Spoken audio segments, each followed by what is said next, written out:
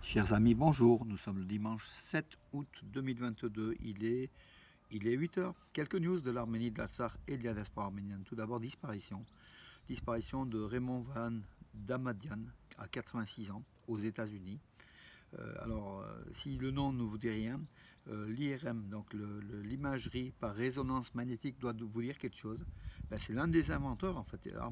L'arméno-américain avait inventé donc l'IRM dans les années 70, voilà, sans doute avec une équipe, mais en fait son nom a été retenu, c'était lui, donc voilà, un scientifique médecin arménien, donc arméno-américain, Raymond Damadian, qui était connu, hein, voilà, qui a inventé donc l'IRM qui vient de disparaître. Donc euh, voilà, il avait été en fait, oui, en Arménie, il avait été honoré et reçu par le président arménien donc en 2019 donc par Armen Sarkisian et les universités, donc l'Arménie avait honoré cet Arménien de la diaspora, professeur donc Raymond Damadian, l'inventeur de l'IRM, qu'on se le dise et qu'on le sache et qu'on soit fier de nos scientifiques, des Arméniens qui contribuent à la science mondiale, qui apportent leur contribution très forte à la planète, hein, à la santé, voilà.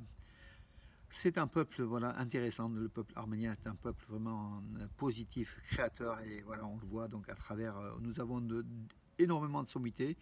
Il suffit de ne pas les oublier, de parler d'eux et de les mettre sous les projecteurs des médias. En tout cas, le professeur Damadian était un de ceux-là qui ont contribué au progrès donc, de la science par l'IRM.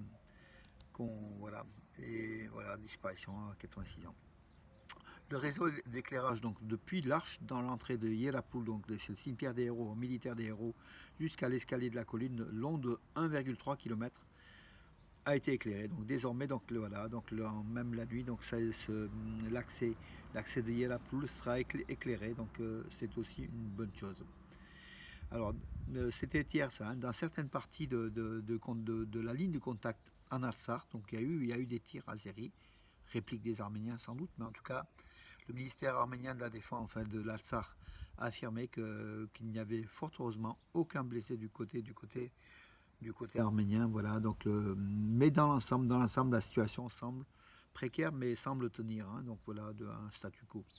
Hier matin, il y avait aussi la bourse du travail en Alsace à Stepanakert, donc réunissant des centaines de personnes. Voilà, et puis le gouvernement donc, arménien de la République du Haut-Karabakh affirme qu'en Alsace, il y a beaucoup d'emplois. Donc il y a beaucoup d'emplois. Il y avait une trentaine ou une quarantaine d'entreprises qui proposaient leurs services en fait, hein, à des futurs salariés. Le problème de l'emploi en Alsace est presque réglé puisqu'en fait il y a beaucoup de demandes. Hein, donc voilà, peut-être sans doute mieux que l'Arménie, mais c'est vrai que c'est dans un espace plus restreint. Voilà, dans l'Arménie, l'Artsakh a besoin de main-d'œuvre, mes amis. Voilà, voilà. Et puis hier,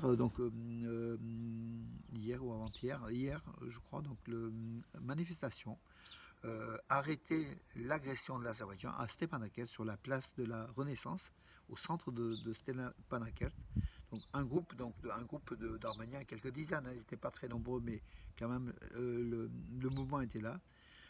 C'était le parti révolutionnaire de l'Alsace qui avait appelé avec son président Arthur Ovsipian, il avait appelé donc ses militants à manifester contre l'agression de l'Alsace par l'Azerbaïdjan. Donc, où est la paix promise? Donc, en fait, c'est s'adressant aux gardiens de la paix, c'est des soldats russes. Hein. Les manifestants criaient où est la paix promise? Arrêtez l'agression par l'Azerbaïdjan, donc de l'Artsakh. Voilà, donc en fait, oui, des habitants d'Artsakh qui s'irritent un petit peu contre cette situation où la violence est permanente aux frontières, malgré la présence des forces russes. Oui, oui, la compagnie, pas nationale, la compagnie aérienne Armenia, son directeur affirme que donc il y a une pénurie d'avions suite au Covid, à la relance du marché international. Les avions qui prenaient en leasing sont de moins en moins nombreux sur le marché et qu'il y a une pénurie, je pense, d'appareils. Voilà, donc il a par contre les avions d'Arménia ont relié Moscou, Hurghada en Égypte, hein, la station balnéaire. Il y a tout un programme donc de vol. Mais dans l'ensemble, donc oui, le directeur, on le connaît, donc oui, c'est Gevorg Khachatorian, qui était venu en France, à Lyon aussi, on l'avait rencontré.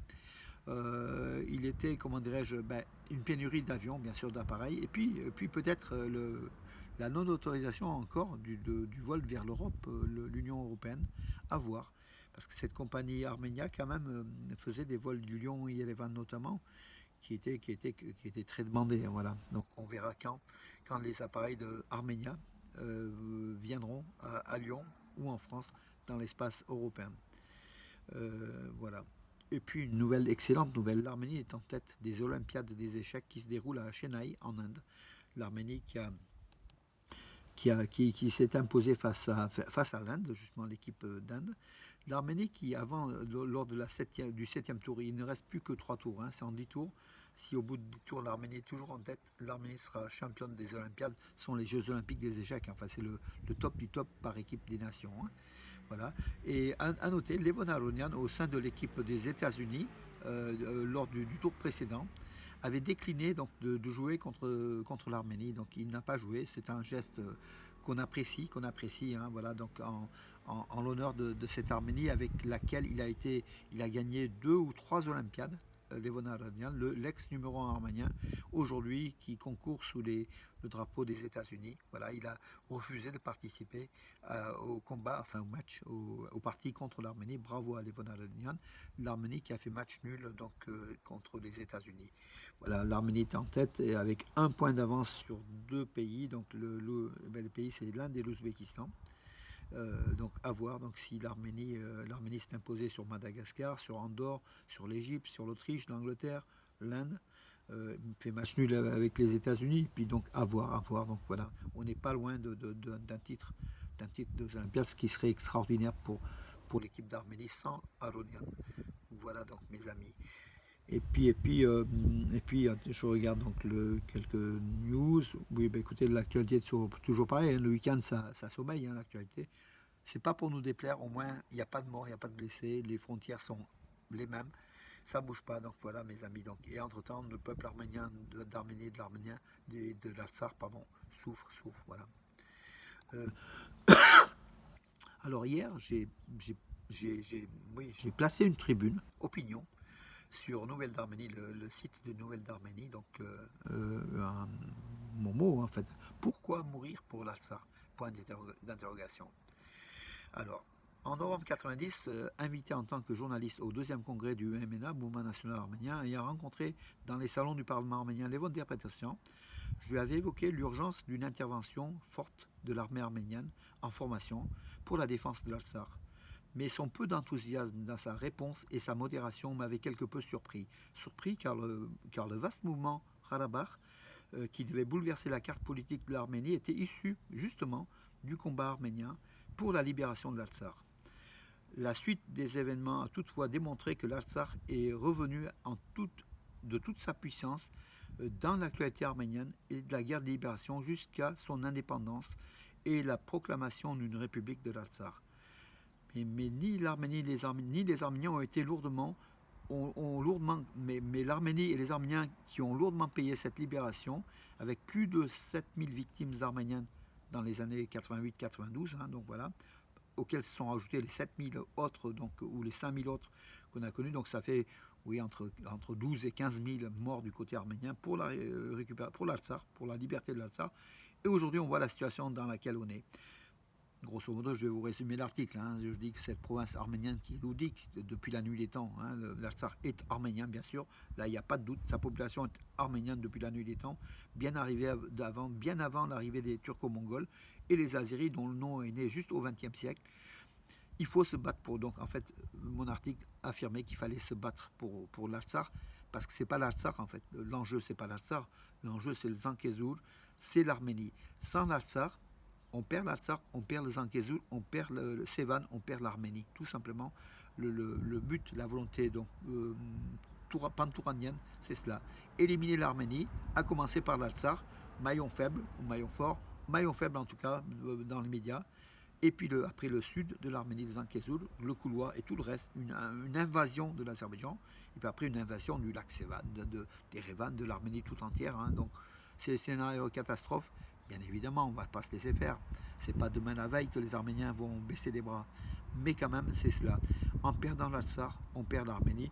Et c'est ça l'enjeu stratégique, hein, mourir pour l'Artsakh, c'est mourir pour l'Arménie, hein, tout simplement. Voilà. Et je pense que le peuple arménien a bien compris cela. La diaspora l'a compris peut-être bien avant, mais voilà, donc l'Artsakh est important. Je ne vais pas dire qu'il est important de mourir pour l'Artsakh. Il ne faut pas mourir, c'est pas bon de mourir, mes amis. Je ne vais pas dire c'est que des malheurs dans chaque famille. Mais l'Artsakh est le verrou de l'Arménie. Et ça, les Turcs ont bien compris, voilà, tout simplement. Les Russes, on ne sait pas donc leur réaction. En fait, dans mon article, dans mon opinion, seule la réaction de la Russie qu'on ne connaît pas réellement pourra sauver ou ne pas sauver donc l'Artsakh. L'Iran, je fais un peu moins, comment dirais-je, même si l'Iran, à ses frontières, veut garder la frontière avec l'Arménie, l'Iran peut très très vite changer. Hein. Donc dans l'histoire a prouvé que l'Iran peut très vite se retourner à 180 degrés pour faire demi-tour tout simplement. Seule inconnue la Russie de Poutine ou la Russie d'après-Poutine.